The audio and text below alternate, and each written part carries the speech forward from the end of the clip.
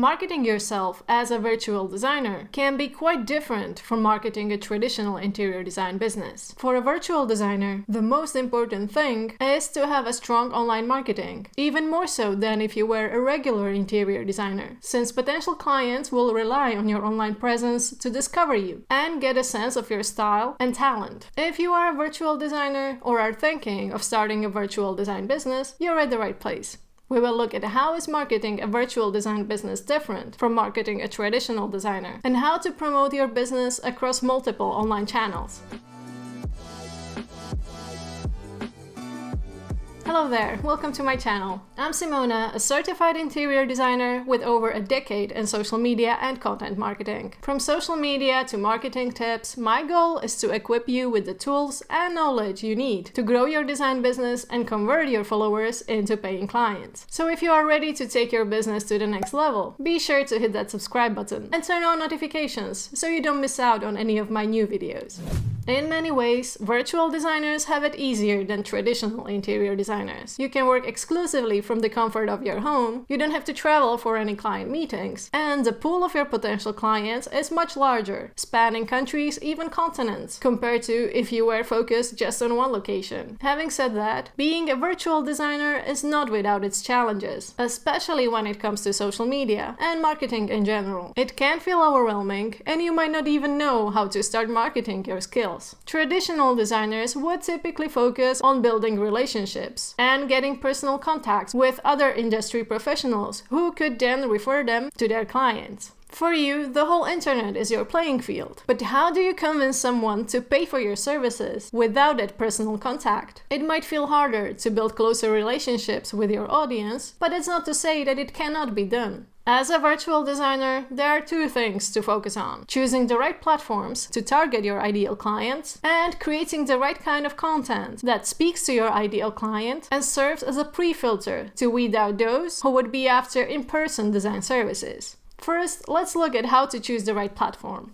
To market a virtual design business, your approach to social media should be different to a standard interior designer. In short, your marketing efforts should be focused on driving qualified leads to your website. This means you would spend more time and effort on driving traffic to your website than, let's say, networking in Facebook groups. So you definitely do need a website and ways to get traffic to that website. Now, you can pay for ads to drive visitors to your website, but in this video I will be focusing on social media and organic, that is, non-paid ways for how to do that. And when we talk about interior design and website traffic, there is one platform that should be your #1 priority. That is Pinterest.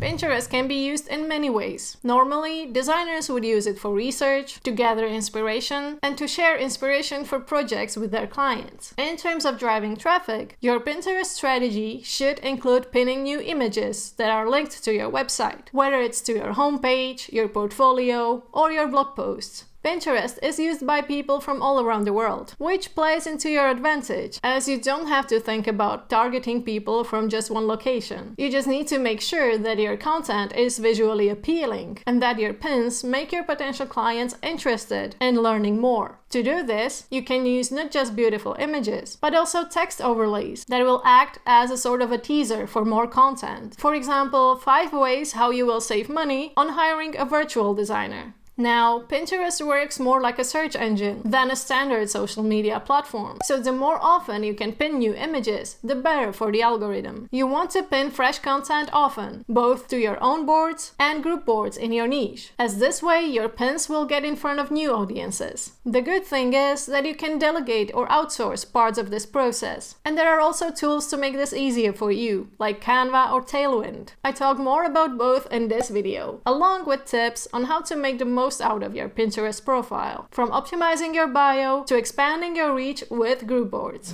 If you've been here for a while, you might know that Instagram is my specialty. There's a good reason why. It's a prime marketing tool for interior designers, as you can attract people from anywhere in the world, especially when you are strategic about creating content that your target audience is interested in. At the moment, Reels are the best way how to drive new people to your profile, so your Instagram strategy should definitely include them. You can also use other types of content, like carousels and stories, to keep your existing audience interested and engaged. But since your focus will be less on building relationships and more on driving new people to your profile and ultimately to your website, it makes sense to prioritize Reels. I made this video about Reels, and it has a lot of advice that is applicable to virtual designers as well, so I suggest that you watch it at some point later too. Now, even though you might never meet your clients in person, don't be afraid to show your face and personality in your Instagram content. It does help people to relate to your brand.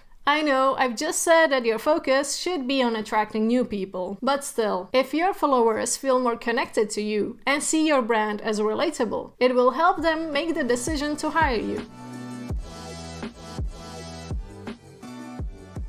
For a lot of people, virtual design might not be a familiar concept. To make them more familiar with it, you can try to answer the questions they might have and educate them about what virtual design or e-design actually is. You want to make them feel at ease when working with you and not question whether they should have gone with a traditional designer. You can do this in a variety of ways. For example, explain the differences between virtual and traditional in-person design in a series of Instagram posts, a blog post, or a YouTube video.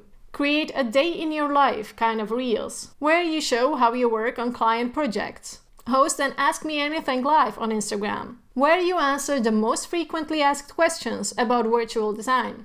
Talk about the benefits of virtual design compared to in-person design services, such as lower costs and the ability to work with clients from anywhere in the world. Oh, and whatever content you create, always keep the tone conversational instead of salesy. The time to close the deal will come later, once people actually inquire about your services, not when they just landed on your profile. The next step, use newsletters to nurture your audience. Once you've got people who are interested to know more about your brand and signed up for your mailing list, keep nurturing these leads with regular newsletters so that you remain in front of their eyes. Only rarely do people hire someone when they first land on their website, and newsletters can be a really good way how to warm up these client leads and gain their trust. You can also offer exclusive discounts or promotions in your newsletter and introduce a new kind of service that you've just launched. To grow your email list, create various freebies, aka lead magnets, to get new people to sign up. Your lead magnets can be a collection of design tips, a color guide, or a checklist. Whatever freebie you create, it's important that you test it across several platforms and keep promoting them so that new audiences see them. For instance, you can post a link to your freebie in your Instagram bio with an appropriate call to action. Or you can share the link to your freebie in your stories so that people will get to your website after clicking on it. Your lead magnets can be also linked to your pins on Pinterest. Try different images and call to action variations in your text overlays to see which designs will be most popular with your ideal clients.